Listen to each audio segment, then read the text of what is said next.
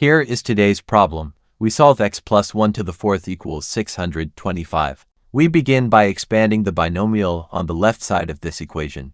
The expression x plus 1 to the fourth is a simple product of squares. We write it as x plus 1 squared multiplied by x plus 1 squared. Now we need to expand the expression x plus 1 squared to continue. We multiply to get x squared plus a single x plus another x plus 1. Combining the like terms yields x squared plus 2x plus 1 as a result. We can substitute this quadratic form back into our initial product setup. This gives x squared plus 2x plus 1 times itself a second time. We must multiply these two trinomial expressions to get the full expansion. We will distribute each term from the first trinomial into the second one. First, we multiply x squared by x squared to obtain the term x to the fourth. Next, multiplying x squared by 2x gives the term 2 times x cubed. Then we multiply x squared by the constant 1 to get an x squared term. We move to the middle term of the first trinomial, which is the value to x. Multiplying 2x by x squared results in another 2x cubed for our sum. We then multiply 2x by 2x to obtain exactly 4 times x squared. Multiplying 2x by the constant 1 gives us a linear term of 2x. Finally, we distribute the constant 1 from the first trinomial. 1 times x squared is just x squared, which we add to our new polynomial. 1 times 2x is 2x, and 1 times 1 gives a final constant of 1.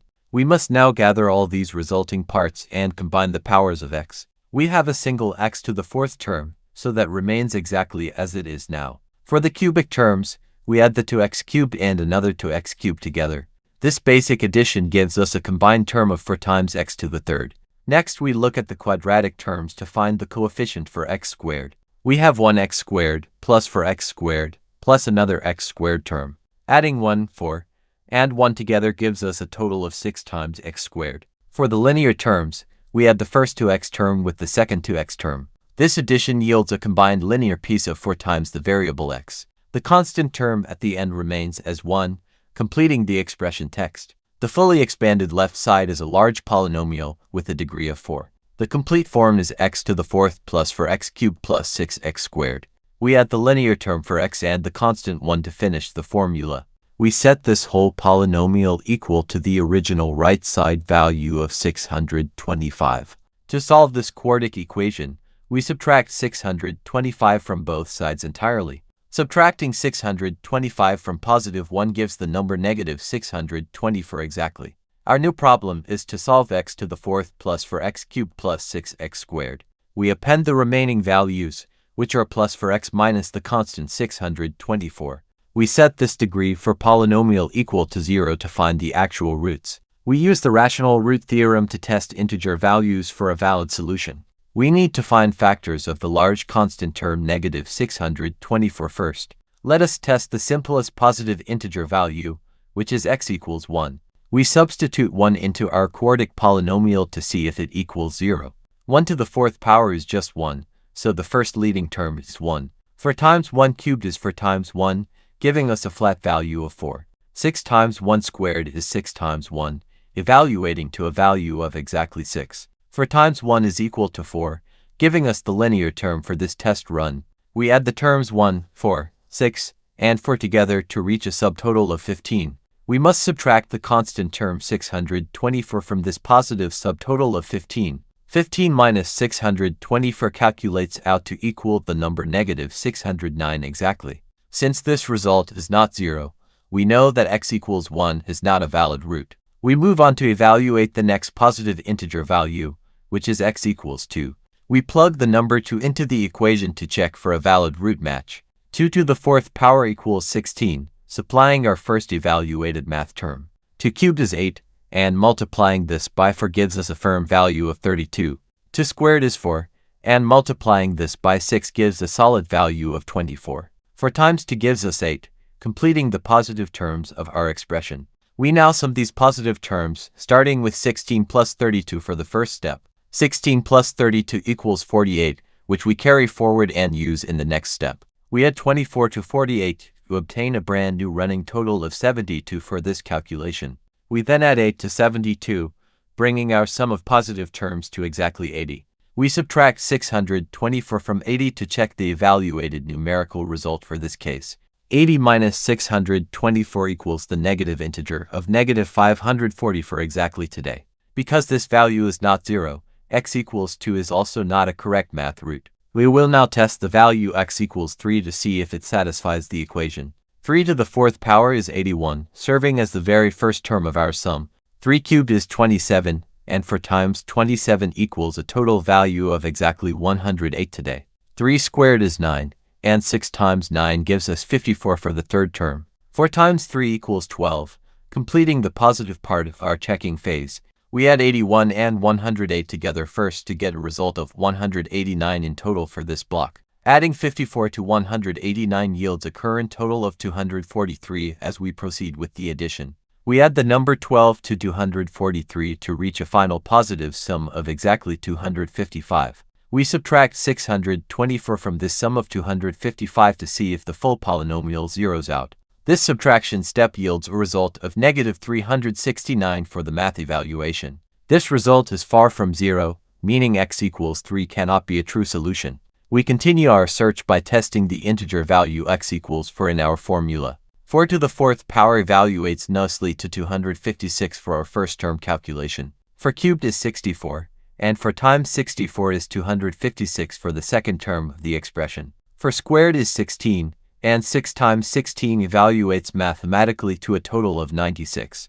4 times 4 equals 16, giving us the last positive piece to add in the list. We add the first two terms together, which are 256 plus another identical 256. This initial addition combination gives us a firm positive subtotal of 512 today. Next, we add the 96 to our subtotal of 512 to get a much larger value of 608. Adding the final 16 to 608 brings the positive sum to exactly 624 for this test. We subtract our constant term 624 from this sum we found to check the result. The number 624 minus 624 equals 0, which is the result we were hoping for. Because the polynomial evaluates to 0, we confirm that x equals 4 is a root. Since x equals 4 is a valid root, we know that x minus 4 is a linear factor.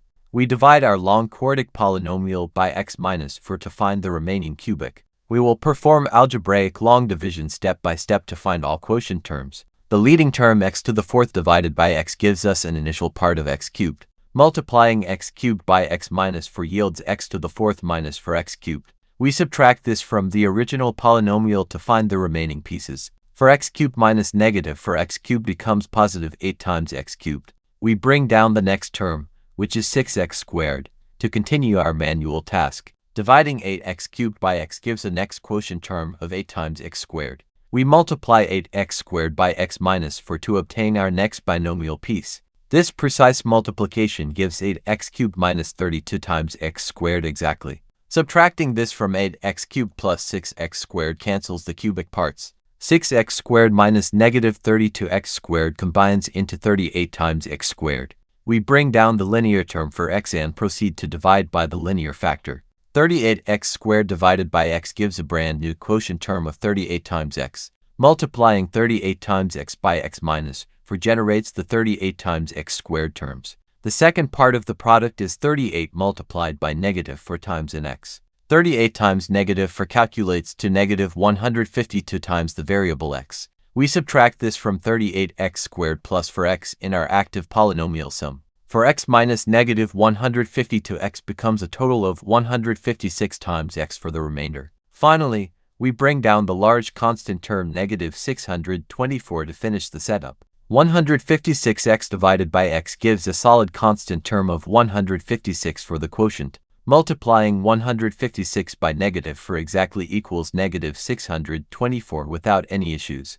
The subtraction leaves 0 remainder, confirming our cubic polynomial math. Our remaining equation to solve is x cubed plus 8x squared plus 38 times x. We add the constant 156 and set this 3-degree cubic equation to exactly 0. We must now find roots for this cubic polynomial using a very similar testing method.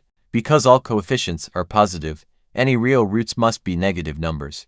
Let us test negative integer factors of the constant 156 to find a new solution. We test x equals negative 6 to see if it brings the cubic value down to 0. Negative 6 cubed is negative 216 for our very first term evaluation in the test. Negative 6 squared is 36, and 8 times 36 computes out to 288 for the sum. 38 times negative 6 equals negative 228 for the linear math part. We add the first two terms together, negative 216 and positive 288 in our problem. This addition gives a positive subtotal of exactly 72 for our current math sum. Next, we add the third term, negative 228, to the 72 to see what number we produce. 72 minus 228 yields a result of negative 156 for the polynomial section. Adding the final constant 156 to this negative value results in exactly 0. This confirms x equals negative 6 is indeed a valid root for our cubic equation. Since x equals negative 6 is a root, x plus 6 is a factor of our polynomial, we will divide the cubic equation by x plus 6 to find the remaining quadratics. The leading term x cubed divided by x gives us an initial quotient of x squared. Multiplying x squared by x plus 6 generates x cubed plus 6 times x squared. We subtract this from x cubed plus 8x squared found in our active expression. 8x squared minus 6x squared cleanly leaves us with positive 2x squared. We bring down the 38 times x term and continue the algebraic division smoothly. 2x squared divided by x gives us the next quotient term of positive 2 times x. Multiplying 2x by x plus 6 yields to x squared plus 12 times x for the sum. We subtract this binomial from 2x squared plus 38x in our current working setup. 38x minus 12x securely leaves us with exactly 26x in the division. We bring down the last constant piece, which is a positive 156 to close out the step. 26x divided by x gives a final constant quotient term of exactly 26. 26 multiplied by 6 equals 156, leaving no mathematical remainder at all. Our final remaining quadratic equation to solve is x squared plus 2x plus 26. We set this expression equal to 0 to search for any remaining valid answers. To solve this quadratic equation, we can check the discriminant value carefully. The discriminant is calculated as the b coefficient squared minus 4 times a times c. Our b value is 2, so squaring this digit gives us an initial value of exactly 4. Our a value is 1 and our c value is 26 for this specific part of the polynomial. 4 times 1 times 26 calculates out to equal exactly 100 for further subtraction. We subtract 100 from 4 to accurately determine the value of our discriminant here. 4 minus 100 evaluates down to a final numerical value of precisely negative 100. Since the calculated discriminant is negative, we can discard this case moving forward. We have fully factored the original degree for polynomial expression we generated. The only valid solutions we extracted from our work are 4 and negative 6. The valid final answers for this equation are x equals 4 and negative 6. We must now verify our answers by substituting them back into the starting equation. Let us start by testing the first solution we found earlier, which is x equals 4.